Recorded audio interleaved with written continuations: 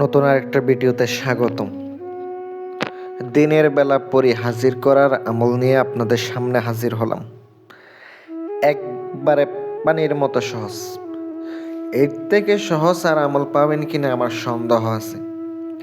একবারে ছোট একটা নামের মাধ্যমে একবারে সহজে পানির মতো সহজে হাজির করতে পারবেন। এটা বলতেও কিন্তু আপনার কষ্ট হবে না, আমল করতেও কষ্ট হবে না, একবারে সহজে করতে পারবেন। যারা দিনের বেলা পরি হাজির করতে চান, সাধন করতে চান, আজকের আমলটি আপনি করতে পারেন, গ্যারান্টি দিয়া কইরা দিন। কষ্ট হবে, ধৈর্য ধরতে হবে। যারা ধৈর্য ধরতে পারবেন তারাই কাজ করতে পারবেন। কথা বেশি বাড়াবো না, মূল বিষয়ে যাব। আপনারা চাইলে আমার কাছ থেকে আংটি নিতে পারেন, কাজ করায় নিতে পারেন। রুহানি পাওয়ারের আংটি আছে, আংটির মাধ্যমে কাজ করতে পারেন। আমলটি আমি আপনাদেরকে বলে দিই। ইয়া বাসিতু একটি নাম। এটার জাকাত হচ্ছে আপনি 3 বেলা কিছু পোলাপাইনদেরকে খাওয়াইয়া দিবেন। একজন ব্যক্তিকে যেন 3 বেলা খাইতে পারে, অথবা 3জন পোলাপাইনদেরকে 3 বেলা যেন খাইতে পারে এমন কিছু খাওয়াইয়া দিবেন উদ্দেশ্য করে। আমলের কথা কাউকে বলবেন না, জালালি জামিলি পরহেজ করবেন। আপনার না করলেও হয়, কিন্তু করলে ভালো। করলে আপনার আমল কিন্তু 100% কাজ করবে, মিস হবে না।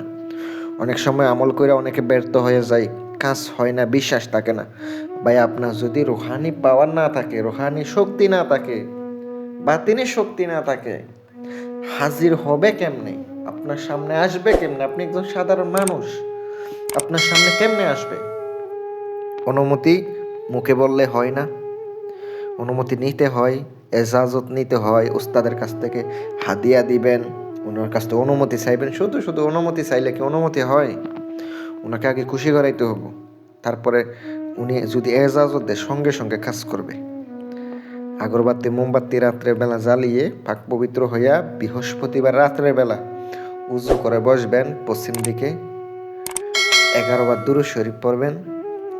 ইয়া বাসিতু 1313 বার পড়বেন।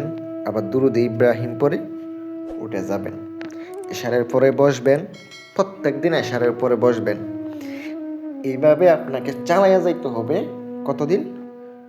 21 দিন অথবা 41 দিন করলে আপনার সামনে হাজির হবে ইনশাল্লাহ। দিলাম, উপকার পাইলে আমার জন্য দোয়া করেন, চ্যানেলটি সাবস্ক্রাইব করবেন। ভালো লাগলে লাইক কমেন্ট শেয়ার করেন। যদি আংটি লাগে, কাজ করাইতে চান, যোগাযোগ করতে পারেন, ইনশাল্লাহ আপনাদেরকে কাজ করে দেওয়া হবে। আসসালামু আলাইকুম ওয়া রাহমাতুল্লাহ।